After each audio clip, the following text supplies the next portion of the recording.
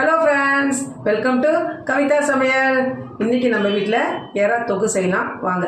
ஒரு மிக்ஸி ஜாரில் ஒரு ஸ்பூன் மிளகு, ஒரு ஸ்பூன் சோம்பு, ஒரு ஸ்பூன் ஜீரகம், ஒரு சின்ன துண்டு இஞ்சி, ஒரு 10 பல்லு பூண்டு, ஒரு பெரிய வெங்காயம், 2 தக்காளி பழம், ஒரு 1/4 ஸ்பூன் மஞ்சப்பொடி, இதையெல்லாம் சேர்த்து நைஸாக அரைச்சிக்கலாமா. நான் 1 கிலோ எறாவை க்ளீன் பண்ணி வச்சுருக்கேன். ஃபஸ்ட்டு எண்ணெய் ஊற்றிக்கலாமா. எண்ணெய் காஞ்சிடுச்சுமா. 100 கிராம் சின்ன வெங்காயம் எடுத்திருக்கேன். அது கூடயே கருவேப்பிலை போட்டிருக்கேன், 2 பச்சை மிளகாவும் போட்டிருக்கேன். நல்லா வதக்கி விட்டுக்கோங்க. அது கூடயே மசாலாவையும் சேர்த்துக்கோங்க. சேர்த்து நல்லா கலந்து விடுங்க. தேவையான அளவுக்கு உப்பு சேர்த்துக்கோங்க. உங்கள் காரத்துக்கு தகுந்த மாதிரி மிளகாய் அப்படியே சேர்த்துக்கோங்க. மசாலாவை கலந்து விட்டுக்கோங்க. இது கூட க்ளீன் பண்ணி வச்ச எறாவை சேர்த்துக்கோங்க. எறாவும் மசாலா கூட சேர்கிற மாதிரி கலந்து விட்டுட்டு 1/2 கிளாஸ் தண்ணி ஊற்றுங்கம்மா. ஏன்னா ஏற்கனவே எறாவிலேருந்து தண்ணி வரும், அதிகமாக தண்ணி ஊற்றிடாதீங்க. எறா வேகிறதுக்கு ஒரு தட்டு போட்டு மூடி வச்சுக்கிறேங்க.